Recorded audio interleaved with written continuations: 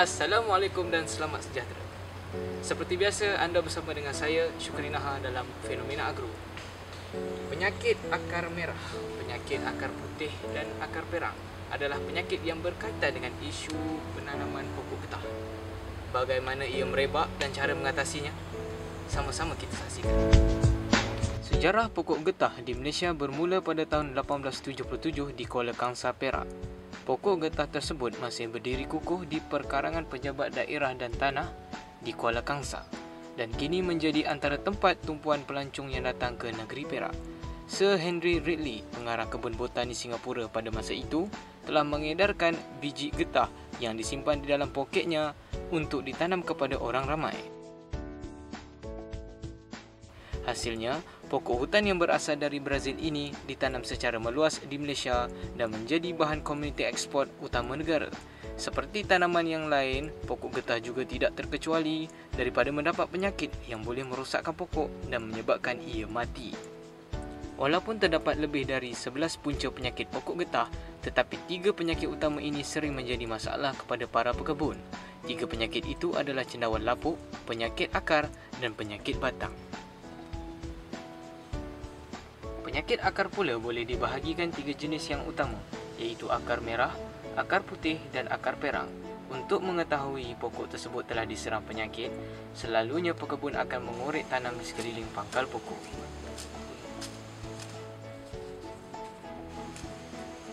Akar pokok yang sihat selalunya tegap dan keras, tetapi bagi akar pokok yang sakit selalunya berwarna putih, perang atau merah. Keadaan ini bergantung kepada jenis perosak yang menyerang pokok tersebut.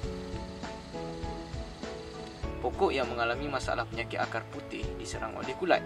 Penyakit ini dianggap sebagai ancaman utama kepada pekebun kecil kerana ianya akan merebak dengan cepat dan boleh merosakkan banyak pokok dalam masa yang singkat. Kesemua penyakit akar ini disebabkan oleh kulat yang menyerang kulit akar dan kemudiannya menembusi kayu dan akhirnya menjadikan akar pokok getah lapuk dan mati.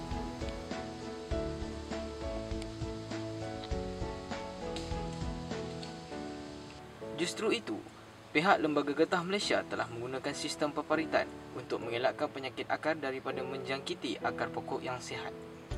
Apabila akar pokok yang sihat tidak bersentuhan dengan akar pokok yang sakit, kebarangkalian untuk akar yang sihat mendapat penyakit yang sama agak rendah. Cara ini sangat mudah untuk dilakukan dan ia mesra alam kerana tidak membabitkan penggunaan racun perosak yang banyak. Teknik ini dapat melancarkan pengaliran air dan mengelakkan penyakit berkaitan dengan air. Kalau tengok kat sini ada parit ni. Parit ni kita panggil parit pemisah. Parit pemisah ni kita guna dia untuk mencegah penyakit akar daripada merebak dekat pokok lain. Kalau kita boleh tengok lah akar kat sini kan. Akar kat sini akar sihat lah ni kan. Parit pemisah ni kita showkan untuk pokok-pokok yang berusia dalam lingkungan 5 tahun macam tu. Sebab kita tahu kalau kita tak cegah awal-awal ni, takut nanti dia merebak dekat pokok lain, memang kita susah dah lah nak bendung. Jadi parit pemisah ni juga kita buat untuk kita asingkan antara pokok-pokok sihat dengan pokok yang dah berjangkit. Betul lah cerita dah pasal parit pemisah ni lah.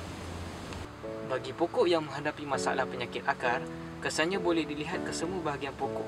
Bagi pokok yang berpenyakit akar putih, selain akar akan diseliputi berupa benang putih yang melekat pada permukaan akar, kulat ini juga boleh kelihatan pada permukaan batang pokok. Kulat yang menyebabkan penyakit ini berbentuk bulat dan gemuk pada bahagian pangkal dan pipih pada bahagian hujung. Bagi penyakit akar merah pula, kulat ini berwarna merah pada bahagian atas dan kelabu di bahagian bawah serta bertumpuk-tumpuk pada akar. Baiklah, bagi pokok yang mempunyai masalah akar, daunnya akan bertukar warna menjadi kekuning-kuningan serta keras dan melengkung ke bawah. Daun yang rosak ini akan gugur dan ia akan menyebabkan pokok ini mati.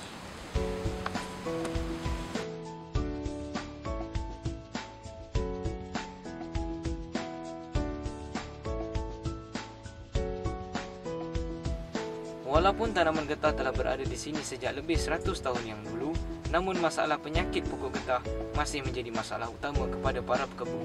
Keadaan ini mungkin boleh diatasi sekiranya kajian yang lebih mendalam dilakukan untuk menghasilkan kulung getah yang tahan rintangan penyakit dari hutan. Pada suatu ketika dulu, Malaysia ialah pengeksport utama getah dunia.